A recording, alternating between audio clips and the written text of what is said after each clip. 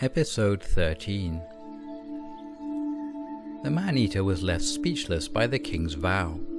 He didn't believe the king would make such a solemn vow. The man-eater decided to let Māāsutasoma go. Whether the king came back or not didn't matter to him anymore. The man-eater was a king too. If Māāsutasoma didn't come back, he would let blood from his own arm as a sacrifice instead.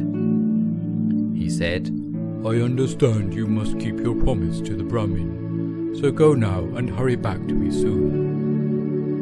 King Māāsutasoma showed his appreciation and reiterated, "Don't worry. Once I have heard the 100 of Earth teaching and honored the Brahmin, I will come back early in the morning, trust me." The man-eater observed, "You have made a vow. To break it is under penalty of royal law, so remember your words." "We've known each other since we were young. When have I ever gone back on my word with you, or even spoken in jest, let alone tell a lie? Less still, now I am a king with the responsibility to oversee a kingdom and be the standard of justice. Trust me, I will be back for the sacrifice tomorrow." "In that case, please travel in safety," the man-eater said, and led Māāsutasoma to the edge of the forest. Once released by the man-eater, the king hurried back to Indapata with all the might of an elephant. The ministers and the courtiers were still waiting there for him, and were relieved to see him coming in the distance. They stood up to greet him and inundated him with questions. The king told them everything that had happened, except that he had promised to return to the man-eater. Having heard the adventures, they praised the king for his integrity and abilities. They invited him to finish his ablutions and dressed him in full regalia, as if he had just finished the bathing ceremony. He was mounted on the royal elephant and, surrounded by a heavy escort of guards, returned to the palace. When the people found out that the king had returned safely, they cheered in the streets. It was as if the ordeal was over. On arrival at the palace, the king did not yet call on his parents, expecting to see them later. He hurried to the promised appointment. He told the courtiers to invite the Brahmin Nanda to see him. When Nanda arrived, the courtiers were made to bathe him with perfumed water, and new robes were bestowed on him. Māāsutasoma gave his own meal for the Brahmin to eat in his place. The meal finished, the king had the Brahmin sit on a high pulpit, the king taking the lower seat out of respect for the teaching of Kassapa Buddha.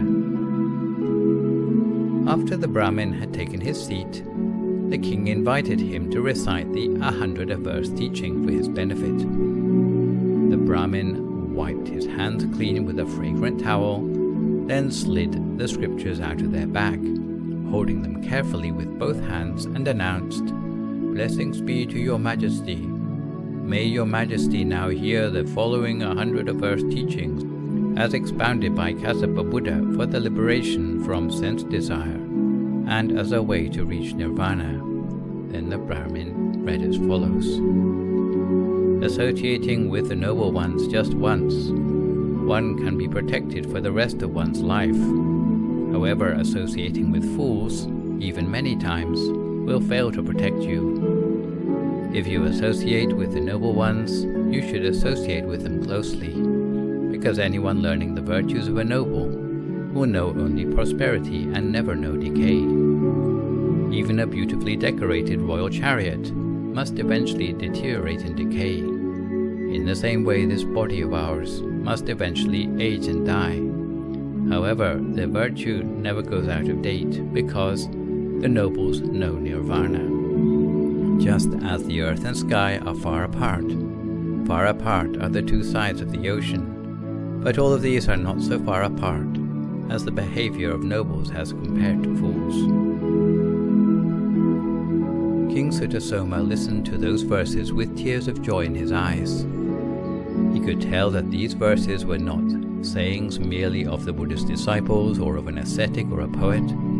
They were the words of the Buddha himself. He realized that the value of such teachings exceeded even the value of the 7 jewel treasures of a universal monarch, more valuable still than all the jewels in both the human and Brahma realms.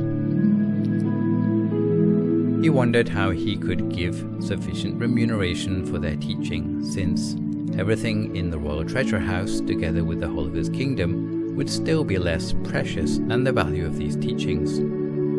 However, divining the amount the Brahmin personally deserved to receive on the basis of the Brahmin's level of virtue, he discerned that the Brahmin deserved to receive the princely sum of 4,000 Gahapanas.